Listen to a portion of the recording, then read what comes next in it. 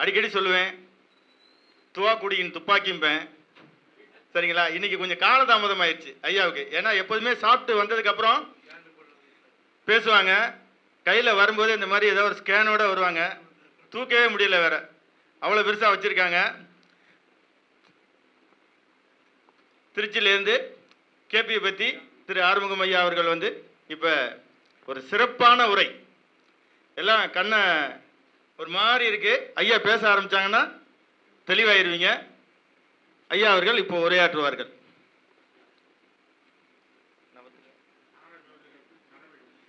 சார ஜோதிடத்தின் தளபதி பட்டம். சரவடின்னு வச்சுக்கலாம், தளபதினு வச்சுக்கலாம்.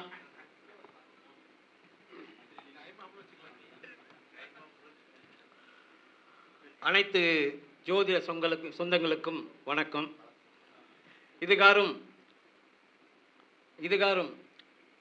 ஜோதிட ஜாம்பவான்கள், ஜோதிட ஆசிரியர்கள், பெருமக்கள், குருநாதர்கள் அனைவர்களும் பல்வேறு கருத்துக்களை, இந்த கருத்தரங்கம்னா இன்னைக்கு தான் வந்து எனக்கு உண்மையிலே கருத்தரங்கமாக இருந்தது. இன்னைக்கு வந்து உண்மையிலே கருத்தரங்கம் கருத்தரங்கமாக இருக்கின்றது. ஏன்னா புதிய புதிய கருத்துக்கள். கருத்தரங்கம்னா என்ன இருக்கணும், எப்படி இருக்கணும்னா சிந்திக்க வைக்கணும். இன்னைக்கு இப்போ கடைசியாக ஃப்ரெஷ்ஷாக சூடாக இப்போ தான் பேசி முடிச்சிருக்கிறாரு. இன்னைக்கு இது வரைக்கும் நான் ஜோதிடத்தில் என்ட்ரானது நியூமராலஜியில் தான் என்ட்ரானேன். பண்டிட் சேதுராமன் ஐயா அவர்களுடைய, அதாவது நியூமராலஜின் தந்தை அப்படின்னு சொல்லணும்னா பண்டிட் சேதுராமன் அவர் தான் வந்து நியூமராலஜியை வந்து அறிமுகப்படுத்தினார். இன்னைக்கு நியூமராலஜி பார்க்குற தமிழ்நாட்டில் இருக்க எவ்வளோ பெரிய நியூமராலஜிஸ்ட்டுமே சேதுராமன் ஐயாவுடைய புத்தகத்தை பார்த்துட்டு அதுலேருந்து தான் இப்போ காப்பி எழுதி பண்ணிக்கிட்டு இருக்காங்களே ஒழிய நான் யானுக்கிற சொல்ல முடியும். அப்படி சேதுராமன் ஐயாவுடைய புத்தகத்தை படிச்சுட்டு நானே என் பேரை மாற்றிக்கிட்டேன். ஏன்னா நான் 8ஆம் தேதி பிறந்தவன், 8/2/1957. அப்போ 8 கூட்டுத்தொகை 5. என் பேர் பி ஆறுமுகம், அப்பா பேர் பரமானந்தம், பி ஆறுமுகம்னு இருந்துச்சு. அப்போ 35 பேர். அப்போ 8ஆம் தேதி பிறந்து 8ஆம் தேதியிலே பேர் வச்சேன்னா நீ தான் இந்த உலகத்தில் கஷ்டப்படுறதுக்கு பிறந்திருக்கன்னு அவர் எழுதியிருந்தார். அப்போ என்ன ரெமடின்னா 5ல் பேர் வச்சா 8க்கு 5 ரெமடின்னு சொன்னார். இம்மிடியேட்டாக பேரை மாத்துறேன். அம்மா பேர் அன்னம், பிக்கு பக்கத்தில் ஏ போட்டேன், ஏபி ஏ போட்டு உள்ள ஒரு ஹச்சை போட்டேன். 41 35 அதில் ஒரு 6 சேர்த்து 41. 5ல் பேர் வந்துருச்சுங்களா? கெசட்டில் போட்டு மாற்றி எல்லாத்தையும் பேங்க் எல்லாத்தையும் கொடுத்து அப்படி தான் பண்ணேன். அப்போ நான் வந்து உள்ளே வந்தது, ஜோதிடத்துக்குள் உள்ளே வந்தது நியூமராலஜி. அப்போ பார்த்தீங்கன்னா தீவிரமாக பார்த்தீங்கன்னா நியூமராலஜியில் பார்த்தீங்கன்னா ஒவ்வொரு பேரையும் ஆராய்ச்சி பண்ணுறது பார்த்தா எல்லாமே சரியாக தான் இருந்தது. அதுக்கப்புறம் நிறைய பேருக்கு வந்து பேரை மாற்றி கொடுத்துருக்கேன். நிறைய பேர் அது ஒரு பெரிய சாதனை நடந்தது. அதுக்கப்புறம் ஜோதிடத்துக்குள்ளதுன்னா இதை ஆஃப் ஆகிட்டேன். அது ஒன்று. இன்னைக்கு நான் ஐயா கிட்டேருந்து, ஆசிரியர்கிட்டேருந்து நான் இதை எதிர்பார்க்கவே இல்லை. நான் நினைப்பேன் நான் தான் வில்லங்கமான ஆளுன்னு. என்னை விட பெரிய வில்லங்கமாக இருக்கார் அவரு, பெரிய வில்லங்கம். நானும் செவ்வாய் ஆட்சி பெற்றோம், 5ஆம் இடத்துல செவ்வாய் ஆட்சி மேசத்தில், புரியுதுங்களா? அவரு என்னடான்னா இது வரைக்கும் இந்த விஷயத்தை எங்கேயும் நான் கேட்டதில்லை. இவரோட இப்போ வந்து கிட்டத்தட்ட 6 மாதம் இருக்குங்களா? இப்போ நம்ம சேர்ந்து பயணம் 1 வருஷம் ஆயிடுச்சு. 1 வருஷமா ஐயாவோட சேர்ந்து பயணம் பண்ணிக்கிட்டு இருக்கேன். இன்னைக்கு தான் இவர்கிட்ட இப்படி ஒரு விஷயம் வருது. அப்போ அவரு மறுக்க முடியுமா? உடனே மறுக்க முடியாது.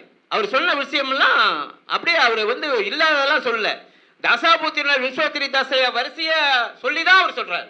அப்ப எங்கேயோ ஒரு இடத்துல இடிக்குது, இப்படிதானே வச்சிருக்கணும் அப்படின்னு சொல்றது வித்தியாசமான கருத்து, சிந்திக்க வேண்டிய கருத்து. இந்த கருத்து வந்து உலகம் முழுக்க போக போகுது. அது வந்து சிந்திக்கட்டும், அது எப்படி வருதுன்னு பார்ப்போம். அருமையான கருத்தை சொல்லியிருக்காரு. நான் தான் வந்து இந்த வித்தியாசமான கருத்தை சொல்றதுல நான் தான் பெரிய ஆள்னு நினைச்சுக்குவேன் நான். ஆமா, அப்படிதான் நான் வந்து வித்தியாசமான கருத்து சொல்லுவேன். இப்ப கூட ஒரு வித்தியாசமான கருத்து சொல்லட்டுங்களா? சண்டைக்கு வரக்கூடாது எல்லாரும். ஏன்னா வித்தியாசமான கருத்தை சொல்லணும்னா உடனே கத்தியை தூக்கிறதுக்கு ரெடியா ஆள் இருப்பாங்க. ஏய், என்ன வித்தியாசமான கருத்து நீ சொல்றியா? என்ன 2000 5000 வருஷத்துக்கு முன்னாடி சொன்ன விஷயத்த நீ போய் மாத்துறியா? கோபம் வரும். நான் கேட்கிறேன், சிந்தியுங்கள். என்ன கேட்கிறேன்னா, ஏன்னா கருத்தரங்கம் ஒரு புதிய கருத்தை சொல்லுவோமே, சிந்திக்கட்டுமே. இப்ப நட்சத்திரங்களில் உடலற்ற நட்சத்திரம், காலற்ற நட்சத்திரம், தலையற்ற நட்சத்திரம் சொல்றோமா சொல்லலையா? சொல்றாங்க ஐயா, இருக்கா? இருக்கு. அது எப்படியா நட்சத்திரத்தை யாரையா காலை வெட்டினது, யாரையா தலையை வெட்டினது? சூரியனுடைய தலையை நீ வெட்டிடுவியா? ஒரு நட்சத்திரனுடைய காலை நீ வெட்டிடுவியா? வெட்ட முடியுமா? அந்த பிரபஞ்சத்தில் இருக்க நட்சத்திரத்தை யாரு கொடுத்த அதிகாரம் வெட்டுவதற்கு? தலை வெட்டுவதற்கு யார் அதிகாரம் கொடுத்தார்? யாரை கட்டி நீ வெட்டலன்னு சொல்வ? காலற்ற நட்சத்திரம் எப்படி சொல்லலாம்? சொல்ல முடியுமா? நீ இந்த வானவெளியிலே கேலக்சியில நட்சத்திர கூட்டங்கள் இருக்கிறது. அந்த நட்சத்திர கூட்ட பயணத்தில், சந்திரனுடைய பயணத்தில் எது நெருக்கமாக வருதோ, ஐயா சொன்னாரு, சந்திரனுடைய பயணத்தில் எது நெருக்கமாக இருக்கிறதோ அதை நட்சத்திரங்களாக எடுத்து வச்சிருக்கோம். அந்த நட்சத்திரங்களை நீ 12 கட்டம் போட்டு பிரிச்சு, யாரு போட்டா பிரிச்சது? நட்சத்திரம் பிரிச்சுதா? கிரகங்கள் பிரிச்சுதா? நீ உன் வசதிக்கு கட்டம் போட்டு பிரிச்சு விட்டு, அந்த இங்க ஒரு கால் கட்டாயிடுச்சு, அங்க தலை கட்டாயிடுச்சு, இது உடல் கட்டாயிடுச்சுன்னா நட்சத்திரத்தை அசிங்கப்படுத்த கூடாதுன்னு நான். எவ்வளவு பவர்ஃபுல்லான விஷயம். ஒருத்தன் நட்சத்திரமே இல்லைங்கிறான், அது அவனுக்கு எதுவும் ஆகி போச்சு, அது வேற விடுங்க, அது விட்டுருங்க. ஆனால் ஒரு நட்சத்திரத்தை தலை இல்லாதது, கால் இல்லாதது, உடல் இல்லாதது என்று சொல்றது யார் அதிகாரம் கொடுத்தா? அப்ப நட்சத்திரத்துக்கு பவரை காலை வெட்டிக்குவ நீ? அவ்வளவு சக்தியா உனக்கு? நீ உன் வசதிக்கு கட்டம் போட்டது நீ போட்டுவிட்டு, நீ அதுக்கு இது இங்க போயிடுச்சு, காலை வெட்டிடு, இங்க தலையை வெட்டிடு. தவறு. அதுதான் இன்னைக்கு நான் சொல்ற விஷயம். அதுதான் நான் சொல்ற விஷயம். அப்ப இப்படி சொல்லுவதே தவறு. சரிங்கய்யா, இதை வச்சுக்கிட்டு பலன் சொல்றோமே, அது சரியா தானே வருது? சரிங்கய்யா, சரியா வருது. எங்கே சரியா வருகிறது? அதாவது பராசர முறையில் இன்னைக்கு இந்த தமிழ்நாட்டில் 95% ஜோதிடர்கள் எந்த முறையில் ஜோதிடம் பார்க்கிறார்கள்? ஐயா சொல்லுங்க, ஐயா சொல்லுங்க. பாரம்பரிய முறையில் பார்ப்பவர்கள் தான் அதிகம். 95%, அதுக்கு கூட சொல்லலாம், 2%, 98% கூட சொல்லலாம். பாரம்பரிய முறையில் தான் ஜோதிடம் பார்க்கிறார்கள். உண்மையா இல்லையா? அப்போ 98% பெரிய பெரிய பெரிய ஆள் இருக்காங்க, சின்ன இருக்காங்க, ஜாம்பவான் இருக்கா, மகா பெரிய பெரிய ஜோதிடர்கள் இருக்கிறார்கள். அவரும் இந்த 98% வருகிறார்கள். அப்போ 98% பாரம்பரிய முறையில், பராசர முறையில் கையில் வைத்துக் கொண்டு ஜோதிடம் பார்த்து மக்களுக்கு சொல்லி வருகிற பொழுது, ஏங்கய்யா கோர்ட்டு வாசல்ல டைவர்ஸ் கேஸ் நிறைய இருக்கு. இன்னைக்கு காலையில ஒரு மேடம் பேசினாங்க, ராஜவேணி மேடம், என் பையன் வக்கீல இன்னைக்கு கோர்ட்ல அதிகம் சென்சஸ் எடுத்து பார்த்தா அதிகமான கேஸ் என்ன கேஸா வருது? டைவர்ஸ் கேஸ் வருது. அதுக்கு இந்த தமிழ்நாட்டில் இவ்வளவு டைவர்ஸ் கேஸ் வருதுன்னா அதற்கு யாரு பொறுப்பேற்பது? அதுக்கு யாரு பொறுப்பேற்பது?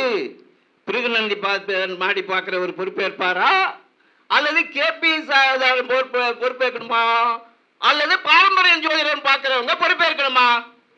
ஐயா சொல்லுங்க. ஜோதிடர் சும்மா சொல்லக்கூடாது. பாரம்பரிய ஜோதிடர்கள் 98% அவங்க ஜோதிடம் பார்த்து பொருத்தம் பார்த்து இவர்களை கோர்ட்டு வாசல் நிக்க வச்சிருக்காங்க. நிக்க வச்சிருக்கா இல்லையா? அப்போ எங்கோ ஒரு தடுமாற்றம் இருக்கிறது, எங்கே ஒரு சூட்சம் இருக்கிறது. நீ இந்த வேலை பண்ணிவிட்டு நீ நட்சத்திரத்தை போய் காலை வெட்டுவ, சூரிய நட்சத்திரத்தை காலை வெட்டுவ, தலையை வெட்டுவ, உடலை வெட்டுவ. என்ன அது? நீ அவ்வளவு பெரிய ஆளா? நட்சத்திரத்தில் போய் காலை வெட்டி, தலையை வெட்டி, உடம்பு வெட்டின்னு? தவறு, தவறு. திருத்திக் கொள்ளுங்கள். எந்த நட்சத்திரத்தையும் தொட முடியாது, முழு நட்சத்திரமாக இயங்கும். சரி, நான் சொல்றேன், காலை வெட்டிட்டு சூரியனுக்கு 6 வருஷத்தை வெட்டுறியா? 4 வருஷத்தை விட்டுட்டு 2 கட்டாயிட்டு 4 வருஷம் தசை போடுவியா? எப்படியா போடுவ நீ?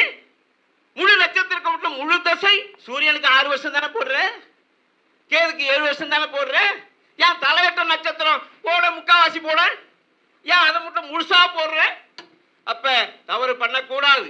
உன்னுடைய வசதிக்கு 12 கட்டம் போட்டுட்டு அதுல இது கட்டாயிடுச்சு, அதை கட்டாயிடுச்சு சொல்லக்கூடாது என்பதை தாழ்மையுடன் தெரிவித்துக் கொள்கிறேன். இது புது கருத்து. இதை சொல்லணும்னு நினைச்சேன், இன்னைக்கு சொல்லிட்டேன். ஏன்னா இன்னைக்கு பாத்தீங்கன்னா ஐயா ஒரு புது கருத்து சொன்னாரு. இன்னைக்கு உண்மை கருத்தரங்கமா நடந்தது. அதுல எனக்கு ரொம்ப ஐயா நிறைய கருத்து சொன்னாங்க, நன்மணி ஐயா. அது மாதிரி நிறைய இன்னைக்கு புது கருத்துக்கள் வந்தது. கருத்தரங்கம் இப்படிதான் இருக்க வேண்டும். அரைச்சமாவே அரைச்சிக்கிட்டு என்னையா அது கருத்தரங்கம்? 2ஆம் இடத்துல இங்க உட்காந்துக்கிட்டு இது நடக்கும், 5ஆம் இடத்துல அவர் உட்காந்தா நடக்கும், 2 கரகம் சேர்ந்தா அது நடக்கும். என்ன நடக்குது? கோர்ட்டு வாசல் தான் நிறைய பேர் நிக்கிறான், அதுதான் நடக்குது. யாரு பொறுப்பேற்பது? அப்ப மாற்றி யோசிக்க வேண்டும், மாற்றி யோசிக்க வேண்டும். 2 நாளைக்கு முன்னாடி ஒரு ஜோதிடர் பேசினதை நான் கேட்டேன். அவர் என்ன சொல்றாரு,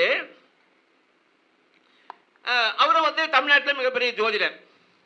அவர் என்ன சொல்றாரு, ராசி பொருத்தம் போடும் போது ராசி பொருத்தம் இருந்து விட்டால், ராசி அதிபதிகள் பொருத்தம் இருந்து விட்டால், ராசி பொருத்தம் இருந்து விட்டால் அந்த 10 பொருத்தத்தில் 5 பொருத்தம் ஓகே ஆயிடுமா? எதுங்க? ராசி அதிபதிகள் பொருத்தம் இருந்து விட்டால் 5 பொருத்தம் ஓகே ஆயிடுமா? அதுக்கப்புறம் ஒரு 2 பத்தினா 7 பொருத்தம் கல்யாணம் பண்ணலாங்கிறாரு.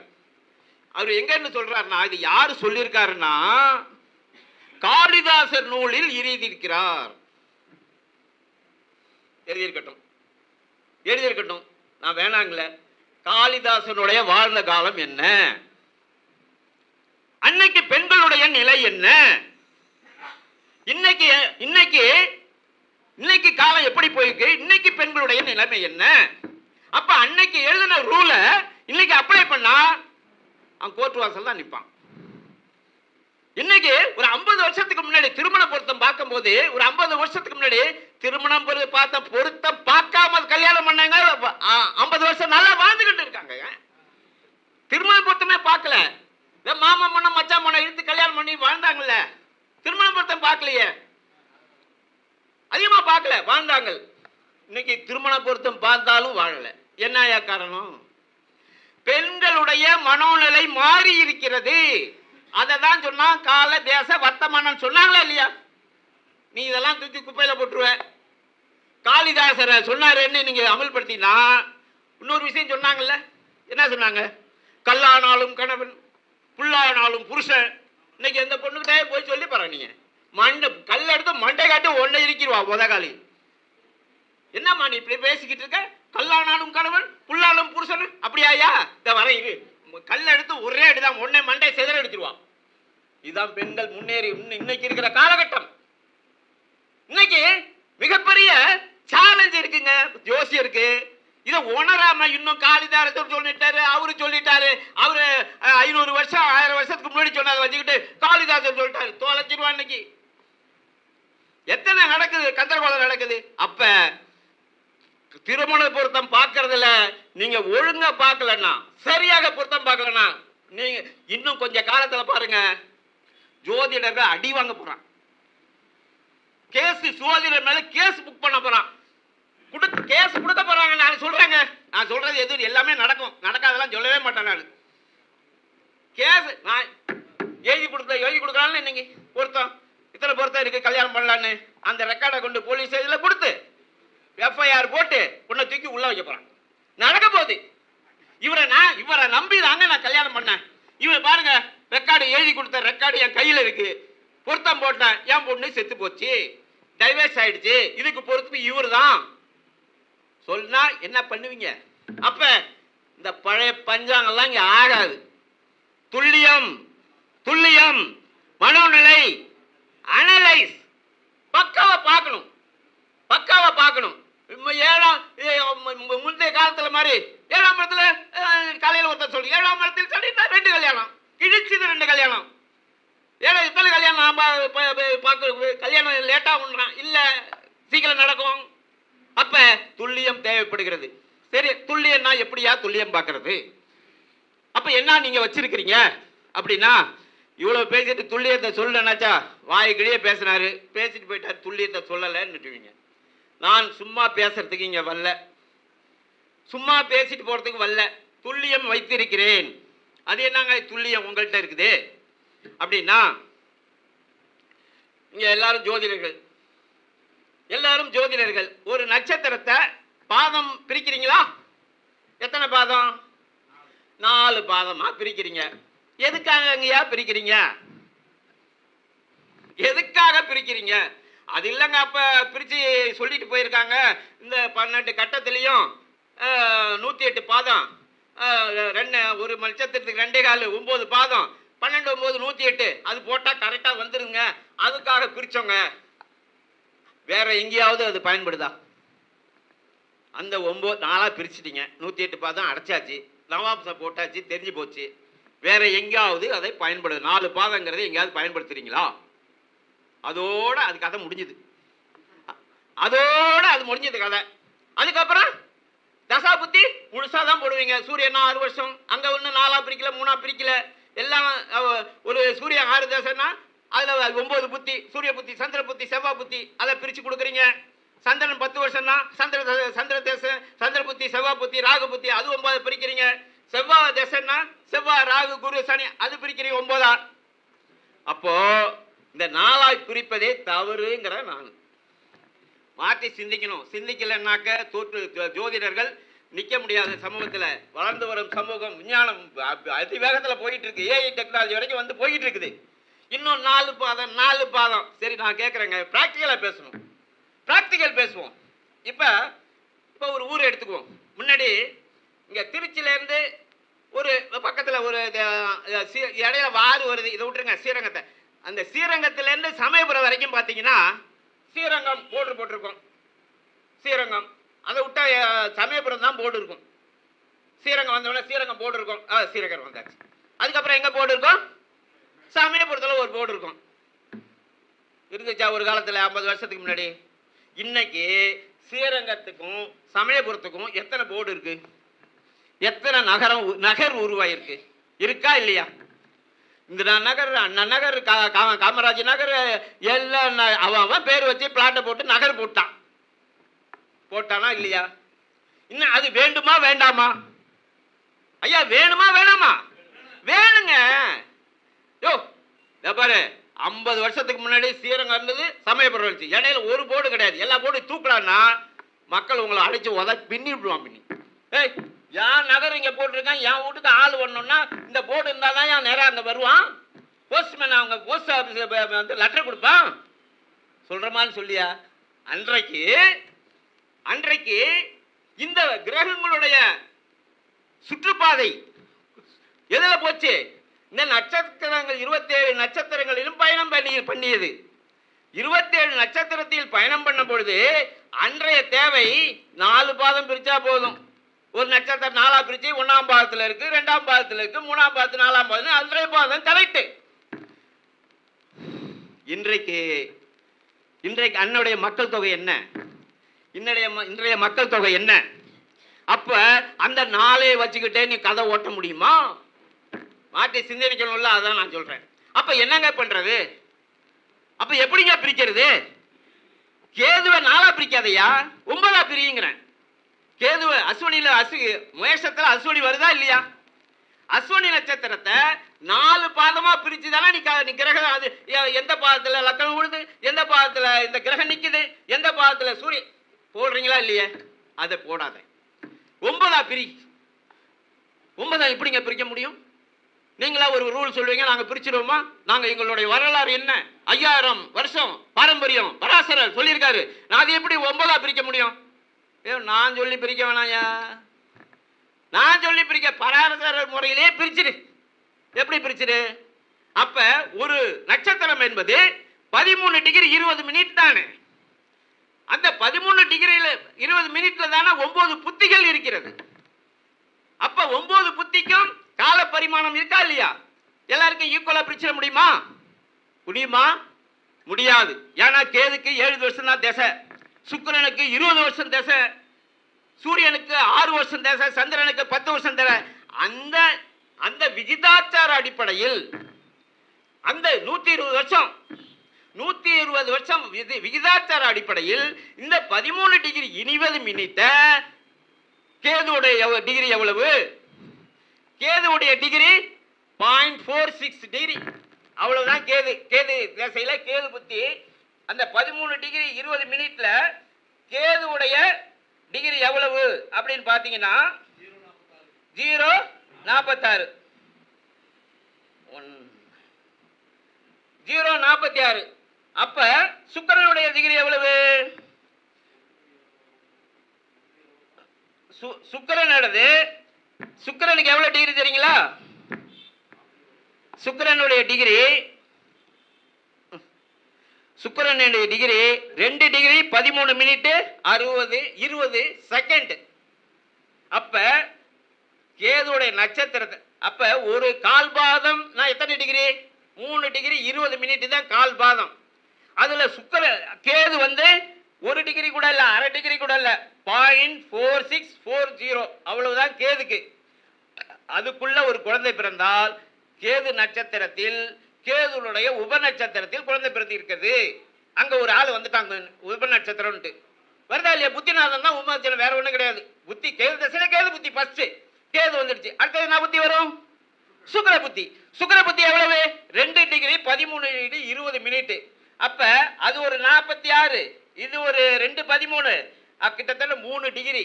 இந்த 3 டிகிரிக்குள்ள குழந்தை 2 50, இந்த 46 தாண்டி 1 டிகிரியில குழந்தை பிறந்தாலோ 2 டிகிரியில குழந்தை பிறந்தாலோ 3 டிகிரி வரைக்கும் குழந்தை பிறந்தா அது கேதுடைய நட்சத்திரத்தில் சுக்கிரனுடைய உப நட்சத்திரத்தில் குழந்தை பிறகுன்னு பேரும். நீ என்ன பண்ற? கேதுடைய 1ஆம் பாகம் குழந்தை, இங்க சுக்கிரன்ல அவன் பிறந்திருப்பான். சுக்கிரன் தான் அவனை ஆட்சி செய்யறது சுக்கிரன். எப்படி ஸ்ரீரங்கத்துக்கும் சமயபுரத்துக்கும் இடையில ஒரு இந்திரா நகர் வந்துருச்சோ, அப்ப இந்திரா நகர்னு சொல்லாம இங்க ஸ்ரீரங்கத்தை விட்டா சமயபுரம் எப்படியா சரியா இருக்கும்? 4ஆ பிரிச்சா இன்னைக்கு சரியா வருமா? அங்கதான் இருக்குல்ல, கல் இருக்குல்ல, இன்னைக்கு நகரம் போட்டாச்சு இல்ல, போர்டு வச்சாச்சு இல்ல, போர்டு வை. அப்ப துல்லியம் இங்க வருதா? எப்படி துல்லியம்னு? அப்ப 1ஆம் பாதம் ஸ்டார்டிங்ல சூரியன் வரும், அதுக்கப்புறம் கொஞ்சம் தூரம் போயிட்டு 2ஆம் பாதத்துல போயிட்டு இப்படிதான் 9 ஒரு நட்சத்திரத்தில் 9 புத்திகள். புத்திநாதன் தான் சப்ளாடு. இன்னைக்கு கூட காலையில ஒருத்தர் நண்பர் கேட்டாரு, ஐயா இந்த சப்ளாடுன்றாங்களே என்னங்க ஐயா? அப்பா இன்னும் கிளாரிட்டி இல்லைங்களா? சப்ளாடுன்னா ஒண்ணுமே இல்லைங்க ஐயா, உபநட்சத்திரம். சப்ளாடுனா உபநட்சத்திரம். அது என்ன உபநட்சத்திரம்னா? உபநட்சத்திரம்னா ஐயா புத்தி தெரியுங்களா? ஒரு நட்சத்திரம் இருக்குது, அது நட்சத்திரம் தானே தசை? ஆமாங்க, நட்சத்திரம் தான் தசை. அதுல புத்தி 9 வருதா இல்லைங்களா? ஆமாங்க வருது. அந்த புத்தி தான் ஐயா உபநட்சத்திரம். அப்படிங்களா?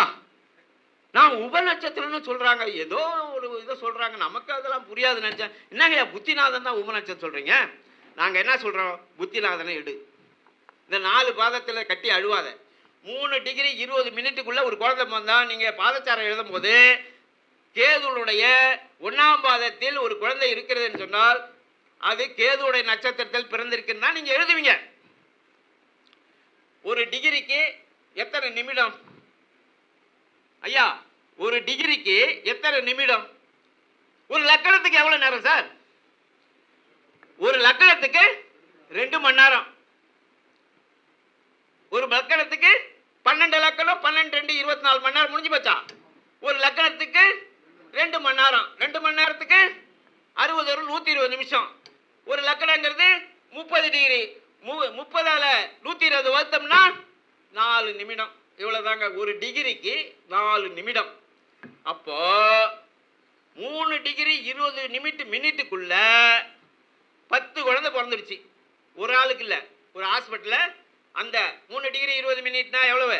3 12 நிமிஷத்துக்குள்ள ஒரு 5 குழந்தை பிறந்துருச்சு. 5 குழந்தைக்கும் என்ன லக்கணம்? நீங்க லக்கணம் எழுதுவீங்க, என்ன லக்கணம் எழுதுவீங்க? கேதுடைய 1ஆம் பாதம்னு எழுதி போடுவீங்க. எத்தனை குழந்தை பிறந்திருக்கு? சும்மா அப்ராக்சிமேட்டா 5 குழந்தைன்னு சொல்லியிருக்காங்க. நீங்க வேர்ல்டு வைஸ் எடுத்தீங்கன்னா 5000 குழந்தை பிறக்கும். அப்ப 5000 குழந்தையும் நீங்க என்ன எழுதுவீங்க? கேது 1ஆம் பாதம்னு எழுதுவீங்க. அப்ப கிரகங்கள் ஏதாவது மாறி இருக்குமா? சந்திரன் மாறாது, செவ்வாய் மாறாது. ஏன்னா சந்திரன் 2 கால் நிற்கிறாரு, 2 கால் நாள் தாண்டுவார் அவரு. ஒரு கிரகமும் மாறாது. அப்ப இவ்வளவு குழந்தைகளுக்கும் ஒரே பலனை சொன்னால் அது தவறா வருமா சரியா வருமா? தவறாதானே வரும். அதனாலதான் ஏன் கோர்ட்டு வாசல் அவ்வளவு பேர் நிக்கிறான். இதை புரிஞ்சுக்கலாம ஜோதிடம் பார்த்தா காசுல என்ன காசு வாங்கிட்டு எனக்கு போதிய ஏதோ எனக்கு ஒரு வருமானம் வருது, எனக்கு சாப்பாட்டுக்கு இது போதும், இதுக்கு ஜோதிடம் நீ படிக்க வேண்டாம். நீ ஜோதிடம் பார்த்து கொடுத்தா அவன் நல்லா வாழணும். வாழ்வதற்கு தான் சித்தர்களும் ஞானிகளும் யோகிகளும் இந்த ஜோதிடத்தை கொடுத்துட்டு போயிருக்கிறாங்க. இது நீ வந்து உங்க வயிற்று பழப்ப நடத்துறதுக்காக ஜோதிடம் அல்ல. நீ வயிற்று பழப்ப நடத்து. அவனை வீதியில நிக்க வைக்கிறியே, கோர்ட்டு வாசல்ல நிக்க வைக்கிறியே. நம்மளுடைய எதிரிகள் இருக்கிறாங்களே, அவன் கேவலமா பேசுறானே, மானம் போற மாதிரி பேசுறானே, அவனுக்கெல்லாம் என்ன பதில் சொல்லுவேன்? எனக்கு பதில் சொல்ல வேணாம். என் மேல கோவப்பட்டு ஒண்ணுமே கிடையாது. அவன் கேட்கிறான கேள்வி, இந்த நபிநாட்டில் மிகப்பெரிய ஜோதிடர்கள் எல்லாம் ஜோதிடம் பார்க்கிறார்கள், ஆனால் இவர்கள் போட்ட பொருத்தம் அங்க ஃபெயிலர் ஆகி கோர்ட்டு வாசல்ல நிக்கிறான்னு கேள்வி, நாக்கப்படுகிற மாதிரி கேள்வி கேட்கிறானே, அதற்கு என்ன பதில் சொல்லுவது? அதை பத்தி சிந்திக்க வேண்டாமா? அப்ப சரியான ஜோதிடர் சொல்ல வேண்டாமா? அதை நோக்கி போக வேண்டாமா? அதுக்காக தாங்க நான் கத்துறேன். அதுக்காக தான் துல்லியத்தை நோக்கி வாங்க, துல்லியத்தை நோக்கி வாங்க அப்படின்னு நம்ம சொல்றோம். இப்ப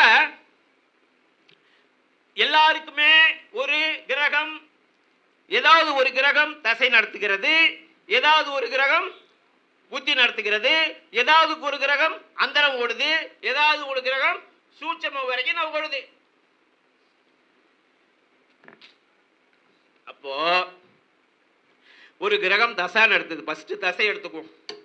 அந்த கிரகம், ஒவ்வொரு கிரகமும் அதனுடைய கையில் 2 விஷயங்களை வைத்துள்ளது. ஒரே விஷயம் மட்டும் வச்சுக்கிறது இல்லை, 2 விஷயம் வச்சிருக்கு.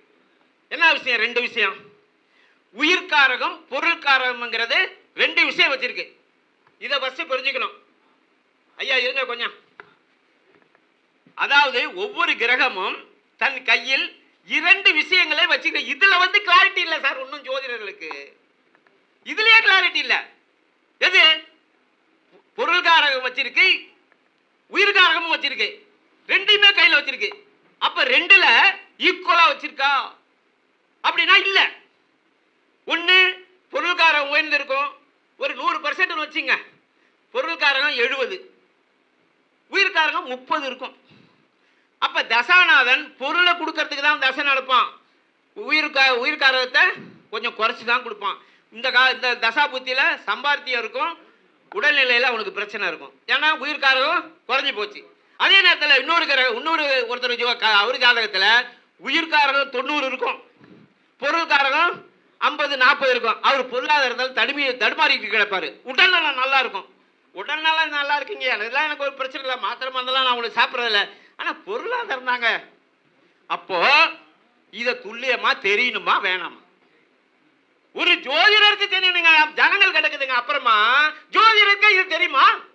யாராவது இங்க இருக்கிற யாராவது ஒருத்தர் நெஞ்சல் ஏந்திரிச்சு சொல்லுங்க, எனக்கு இந்த தசை நடக்கிறது, எனக்கு உயிர்காரகம் சிறப்பாக இருக்கிறது, பொருளாதாரம் குறைஞ்சிருக்கு, அல்லது பொருட்காரகம் சிறப்பா இருக்கு, உயிர்காரகம் குறைஞ்சிருக்குன்னு யாராவது சேலஞ்ச் பண்ற ஒரு ஜோதிடம் எழுந்திருச்சு இந்த இடத்துல எனக்கு உயிர்காரகம் வலுத்திருக்கு சொல்ல முடியுமா?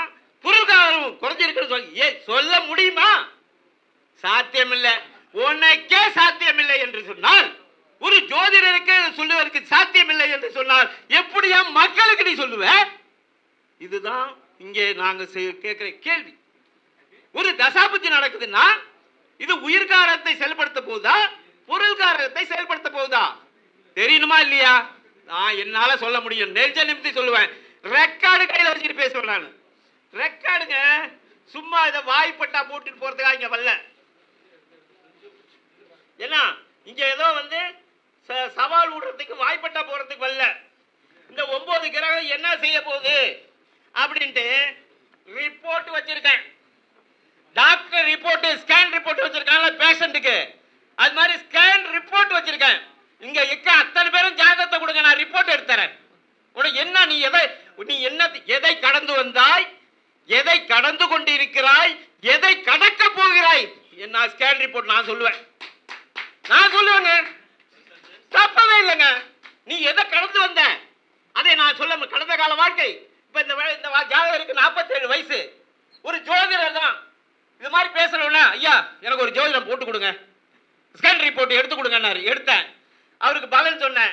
அவரு பிறப்பு கால தசா சந்திர தசையில பிறந்திருக்காரு. 3 வருஷம். அப்ப இளமை காலத்துல படிக்கணும், அதுதானே?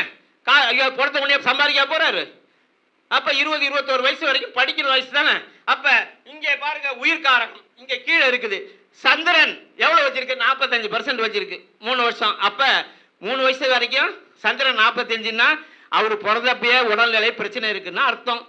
புரியுதுங்களா? அடுத்தது செவ்வாய். செவ்வாய் 45%. அது 3. செவ்வாய் எத்தனை வருஷம்? 7 வருஷம். அப்ப 10 வயசு வரைக்கும் ஐயா உங்களுக்கு 10 வயசு வரைக்கும் உடல்நிலை சரியில்லைங்க, கொஞ்சம் அப்படி இப்படி தான் இருந்திருக்கிறீங்க, ட்ரீட்மெண்ட் இதுன்னு பார்த்து தான் நீங்க வந்தீங்கன்னா.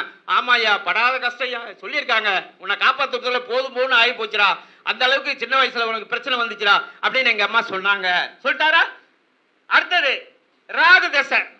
ராகு தசை எவ்வளவு தெரியுங்களா? 42%. ராகு அது கரியா படிக்கிற வயசு. அது இப்ப 10, அது ராகு 18, 28 வயசு வரைக்கும் அந்த காலத்துல படிக்கிற வயசு. 10வது படிக்கணும், 12வது படிக்கணும், காலேஜ் போகணும். இங்க படிப்பார் ஆகுரு? படிக்க மாட்டாரு. உயிர்காரகம் அவுட்டு. உயிர்காரகம் அவுட்டு. படிப்பது என்பது உயிர்காரத்தில் வருது, அங்க சம்பாதிக்கிறது இல்லை. அப்ப படிக்க முடியல. 10வது வரைக்கும் தட்டு தடுமாறி ஒருத்தர் ஃபெயில் ஆகி அப்புறம் 10வது பாஸ் பண்ணி எங்க போனாரு அவரு? தொழிற்கல்விக்கு டிப்ளமோ போய் படிச்சிருக்காரு. தொழிற்கல்வி டிப்ளமா படிச்சுட்டு அதுலயும் தட்டு தடுமாறி படிப்பு முடியல. 28 வயசு வரைக்கும் தட்டு தடுமாறி பாஸ் பண்ணிட்டு வேலைக்கும் போக முடியல. வேலை காமிக்குதா? அந்த ராகு தசை எவ்வளவு பொருளாதாரம் காமிக்குது? 41%. அப்ப 28 வயசுக்குள்ள சம்பாதிக்கிறது கிடைச்சுதா? அதுவும் கிடைக்கல. அப்ப 18 மத்தி 28 போச்சா? அடுத்து 28 வயசு மேல குரு தசை. குரு தசை குரு தசை எவ்வளவு? 90% உயிர்காரத்தை வச்சிருக்கு. இந்த நேரத்தில் என்ன வரணும்? அவருக்கு பொருள் வரணும். உயிர்காரம் இது மேல 28 வயசுக்கு மேல அவன் போய் படிக்க போறானா? ஐயா படிச்சு பொழப்புக்கு வழியை பார்க்கணும், படிக்க வேலை கிடைக்கணும். அப்ப என்னாச்சு? குரு என்ன பண்ணாரு? 50% வச்சுக்கிட்டு வந்துட்டாரு. அப்ப 50% வச்சுட்டு தட்டுமாறுறாரு, சம்பாத்தியத்துக்கு தட்டுமாறுறாரு. அந்த நேரத்துல என்ன இருக்குது? உயிர்காரங்க சிறப்பா தானே இருக்குது. அப்ப கல்யாணம் நடந்துருச்சு. கல்யாணம் சிறப்பா நடந்துருச்சு. பொருள் இன்னைக்கு 47 வயசு, 28, அது ஒரு 16, 44. இப்ப நடக்கிற சனி தசை. சனி தசையும் பொருளாதாரத்துக்கு 50%.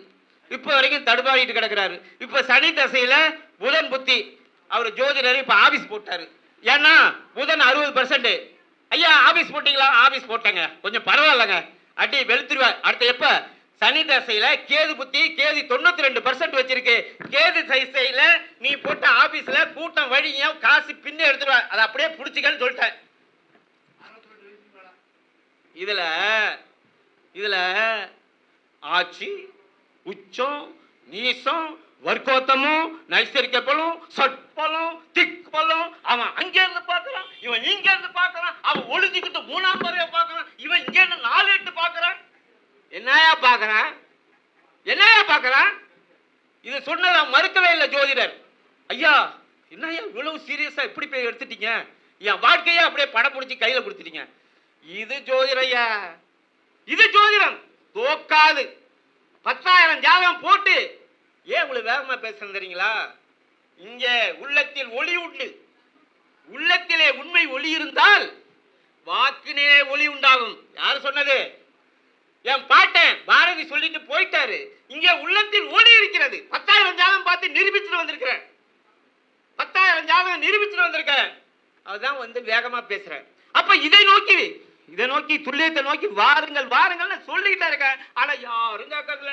என் 4ஆம் பாவத்துல நிக்குது, 3ஆம் பாவத்துல நிக்குது. காலையில இந்த கந்தர கோலத்துல பார்த்து ஐயோன்னு இருக்கு. இவன் சேர்ந்துட்டான், இவன் அவன் போய் அந்த சாரம் வாங்கலாம். இவன் ஒரு கிரகம் சாரம் வாங்குறானா, அந்த கிரகம் ஜாதகம் கொடுத்தவன் எங்க நிக்கிறான், அவனுக்கு ஜாதகம் கொடுத்தவன் எங்க நிக்கிறான். இந்த அல்ஜிப்ரா ஜாமெட்ரியில கணக்கு போடுற மாதிரி பாத்தீங்கன்னா அந்த மாதிரி ஒரு கிரகம் சாரம் கொடுப்பானா, அந்த சாரம் கொடுத்தவன் எங்க நிக்கிறான், அவன் யாரு பாக்குறான், அவனுக்கு சாரம் கொடுத்தவன் எங்க இருக்கிறான். அப்புறம் அவன் பலன் எடுக்க முடியுமா? பேசி வேணா மக்களை திருப்திப்படுத்தி உடனே 4 பேர் ஜாதகம் கொடுத்து பார்ப்பான். அவங்களுக்கு பார்ப்பாங்க. ஏன்னா எதை தின்னால் பித்தம் தெளியும் என்று நிலையில், எதை தின்னால் பித்தம் தெளியும் என்ற நிலையில் மக்கள் இருக்கிறார்கள். நீ பேசுறது அவன் 2 ஜாதகத்தை அனுப்பி எனக்கு இவரு பாசுறது நல்லா இருக்கு, இவர்கிட்ட பார்ப்போன்னு பார்ப்பாங்க. உனக்கு காசு கிடைக்கும். ஆனா அவருக்கு வழியை சொல்ல முடியாது, வாழ்க்கைக்கு வழி சொல்ல முடியாது. நான் என்கிட்ட பார்த்தா பாருங்க, இந்த தேதியில கல்யாணம் நடக்கும் இல்லையா, முன்னாடியே பண்ணிட்டேன். அப்ப டைவர்ஸ் நடக்கும். நடந்துச்சா? ஆமா நடந்துச்சு. முடிஞ்சு போச்சு இல்ல. நீ இந்த வயசுல தான் கல்யாணம் பண்ணணும். அப்பதான் உனக்கு உயிர் பாவம் நல்லா வலுக்கு வருது, தசாவும் புத்தியும் சேர்ந்து வருது, அடுத்த புத்தி சேர்ந்து வருது. அப்ப இந்த வயசுல கல்யாணம் பண்ணா குழந்தை குட்டி பிறக்கும், ஒருத்தர் அண்டர்ஸ்டாண்டிங் எல்லாம் வந்துடும், சிறப்பா ஒரு பேஸ்மெண்ட் அடைஞ்சிரும். இந்த வயசுல கல்யாணம் பண்ணணும். ஐயா வயசாகுதுன்னு நினைச்சு நான் முன்னாடியே பண்ணிட்டேன். முன்னாடியே பண்ணியா? டைவர்ஸ் ஆயிடுச்சா? ஆமாங்க ஆயிடுச்சு, டைவர்ஸ் ஆயிடுச்சு. நாம கிட்ட தான் சார் இந்த பாருங்க, இந்த வளவளா கொலகுணா கதா காலாட்சியம் பண்ணிட்டு இருப்பான். சில பேர் ஜாதகத்தை வச்சு கட்டத்தை வச்சுக்கிட்டு கதா காலாட்சியமே பண்றாங்க. ஏன்னா வர்றவங்களுக்கு ஒன்றும் தெரியாதால இவன் பேசுனது தான் சொன்னது தான். நம்ம எப்படி கிடையாது. இந்த ஒரு ஜாதகம் நம்ம கைக்கு வந்துடுச்சுன்னா இந்த எதற்காக இந்த ஜாதகம் நம்மகிட்ட கொடுக்குறாங்க அதை சொல்லணும்ல. ஃபர்ஸ்ட் நான் பார்ப்பேன், இவன் நல்லா படிச்சானா, படிச்சிருக்கான், வேலைக்கு போனானா, வேலைக்கு போயிட்டாங்க, ஏன்னா பொருளாதாரம் வந்துருச்சுங்க, வேலைக்கும் போயிட்டான். சரி அடுத்தது கல்யாணம். கல்யாணத்துக்கு இங்க சிக்கல் ஆகி போச்சு, கல்யாணம் ஆகாது. எப்பங்க கல்யாணம்? இன்னும் 2 வருஷம் வெயிட் பண்ணு. துல்லியமா சொல்ல முடியுமா இல்லையா? அல்ல டைவர்ஸ் ஆயிடுச்சு, இந்த வருஷம் இப்போ கல்யாணம் பண்ணிட்டேன், டைவர்ஸ் ஆமா ஆயிடுச்சு, அடுத்தது எப்போ? கொஞ்சம் வெயிட் பண்ணு, ஒன்று வெயிட் பண்ணு. துல்லியமா சொல்ல முடியுதாலே எப்ப கல்யாணம் என்று சொல்ல முடியும், எப்ப வேலை கிடைக்குதுன்னு சொல்ல முடியும், இவன் எப்படி படிப்பான் என்றும் சொல்ல முடியும். சார் இன்னைக்கு கேள்வி என்ன சார்? குழந்தை பெற்றவங்களுக்கு ஃபர்ஸ்ட் இதை நல்லா படிக்கணும். படிப்பானா படிக்க மாட்டாராம் சொல்லலாம். எப்ப வேலைக்கு போவான் சொல்லலாம். எத்தனையோ ஜாதகம் கேம்பஸ்ல நீ செலக்ட் ஆகணும்னு சொல்லி செலக்ட் ஆயிருக்கான் சார். ஒரு அப்பாவும் பிள்ளையும் பொண்ணும், அப்பா பொண்ணை கூட்டிக்கிட்டு ஆபீஸ்க்கு வந்தாரு. அவரு பொண்ணு வந்து ஒரு எம்எஸ்சி முடிச்சிருச்சு, எம்டெக் முடிச்சிருச்சு. அவரு கல்யாணத்துக்கு பண்ணலான்னு கேட்க வராரு. நான் சொன்னேன் ஜாதகத்தை பார்த்தேன், ஏம்மா எதுவும் பேங்க் எக்ஸாம் எழுதியிருக்கியாம்மா அப்படின்னு. ஆமா அங்கிள் பேங்க் எக்ஸாம் எழுதியிருக்கேங்கய்யா அப்படின்னு. உனக்கு அடுத்த வாரம் அப்பாயின்மெண்ட் வரும், நீ வேலையில் ஜாயின் பண்ணிக்க அப்படின்னு. அவரு அப்பங்காரரு கடுப்பாயிட்டாரு. சார் என்ன சார், என்னங்கய்யா